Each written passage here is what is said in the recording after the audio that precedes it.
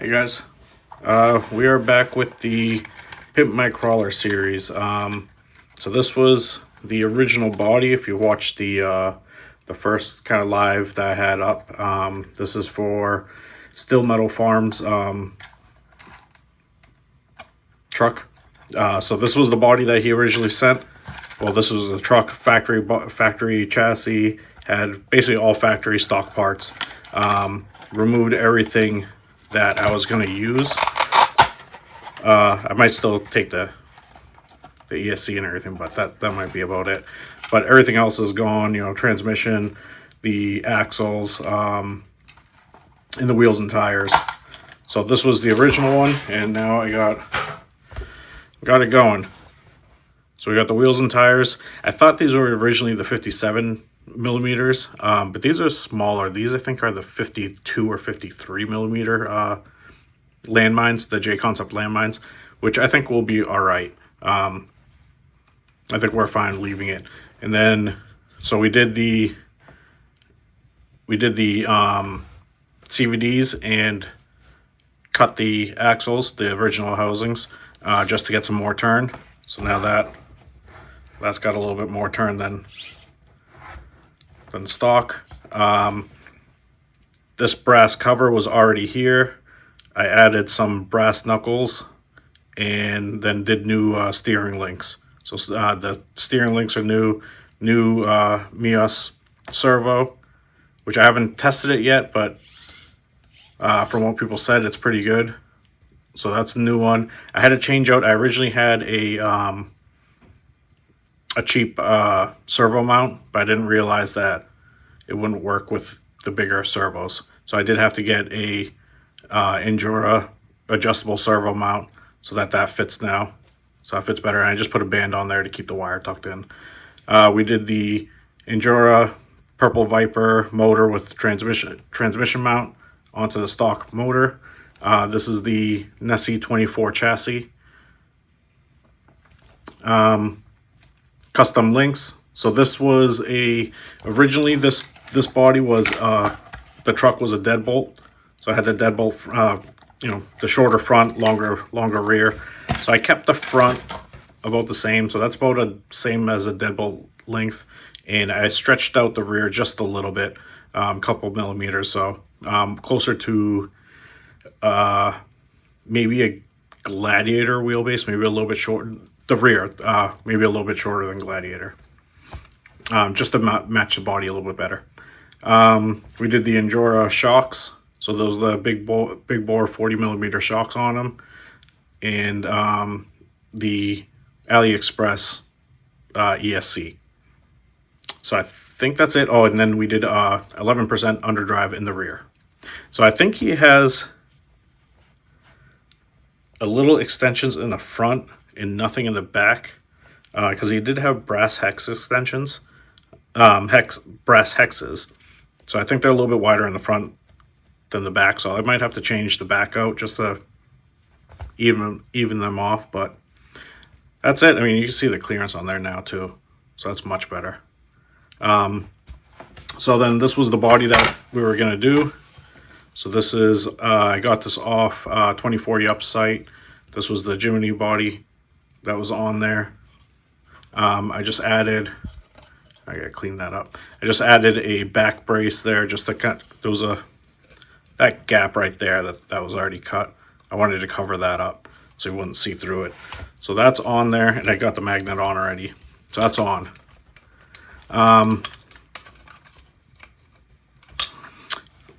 So that's how the wheelbase sits now. That's pretty close. So the wheels are a little bit small, but I think it doesn't look too bad. I would probably upgrade a 57, but depending on where he's crawling, these might be perfectly fine. That's what he had on there before, so I'm assuming he liked them. And it saves money, so those will work good.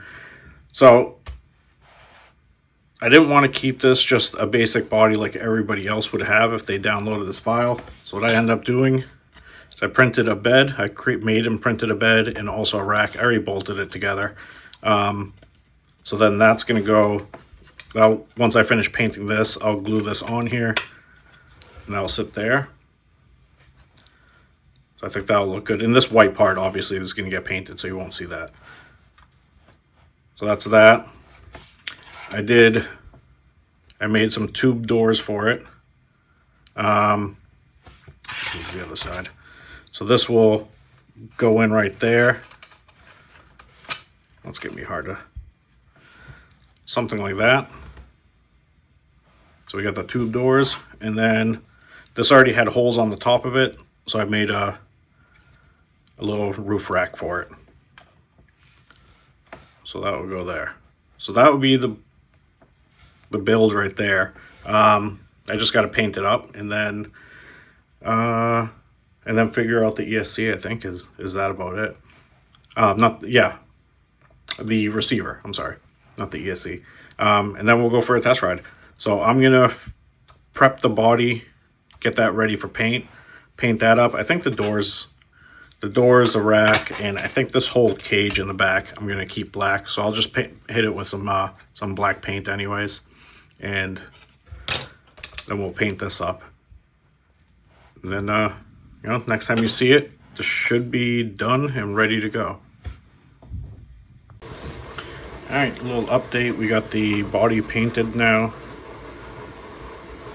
So that's all painted. I end up using the Vallejo Scarlet paint.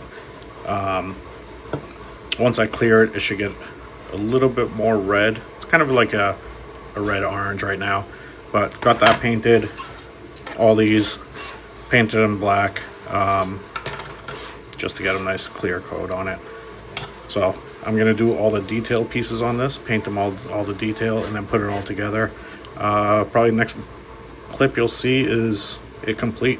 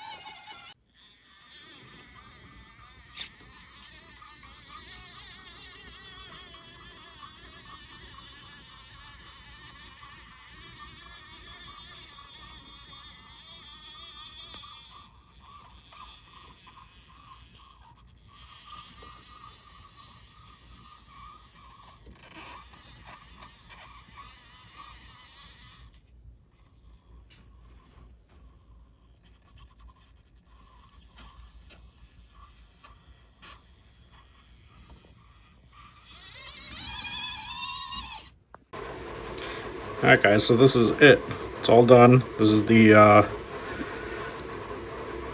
power, I think it's a Power Wagon. Original Power Wagon build.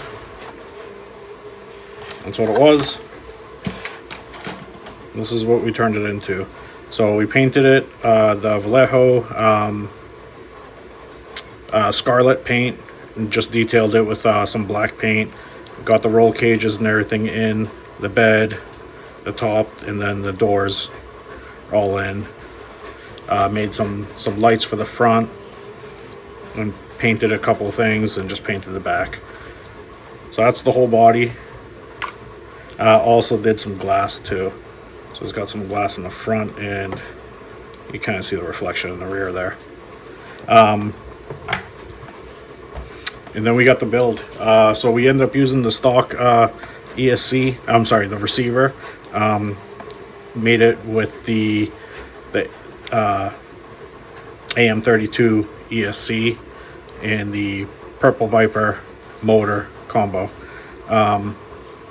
We have the Injora big bore 40 mil shocks, the custom links. So we got I think it's still deadbolt front, and then these are almost gladiator length, a little bit longer. Made them double bend in the back, so I was able to use the deadbolt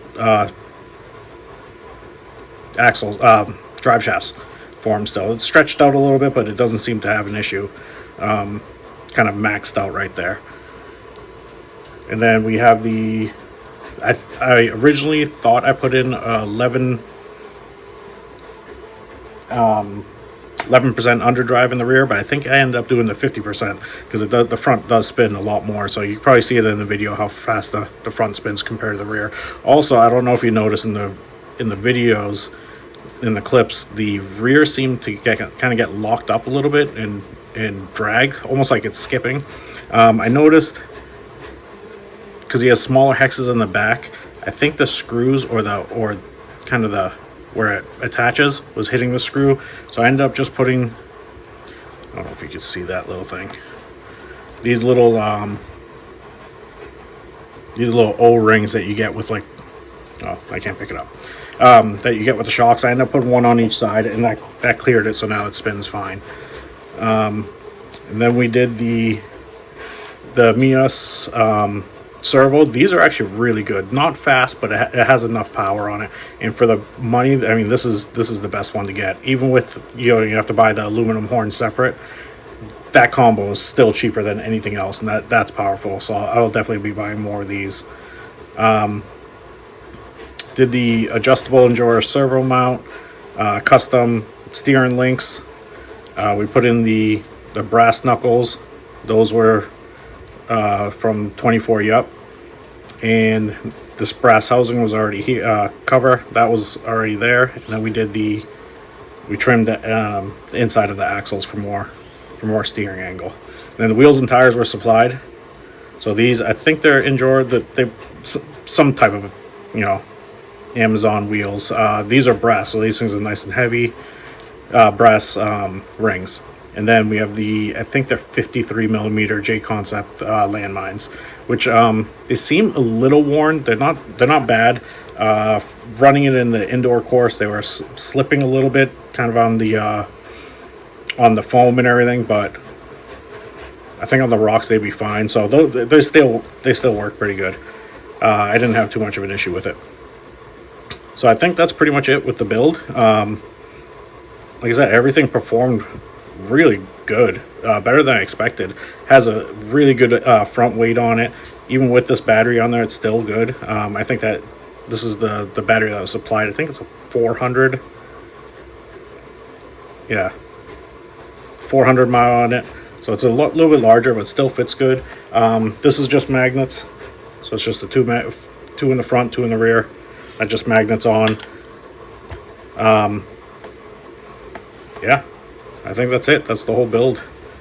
So the breakdown.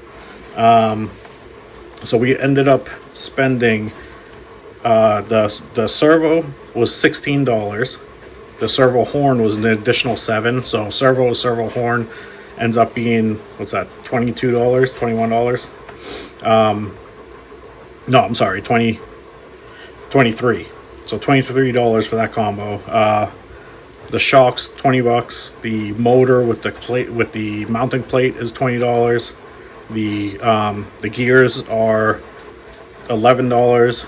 Oh, I also did the front CVD axles, so stock length CVDs. So those were 14, and then the servo mount was another, I think, like 11 or 12 for the adjustable servo mount. So we're just about at exactly $100 for it. And then obviously the body was free, all the custom accessories for it was free, the chassis kit was free, the links were free, and the servo arms were all free. So, you know, from a semi-stock deadbolt with a, you know, with just the body, and I think I had the upgraded brush motor. So that's what it started as, and now you got this. And I mean, you can see from the videos, I think it performed really well. It has a really good front weight, so that I was because a shorter wheelbase, I think this is about 140 maybe. We're at about 135, I'd say.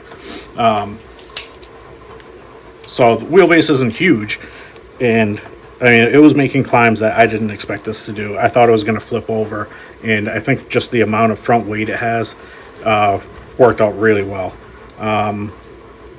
I'll see, maybe I'll put it in the description. I'm on my phone right now, so I can't put it on the scales. But I probably wouldn't even change it, because like I said, it performed really good. I think I'll put in a clip of it going downhill.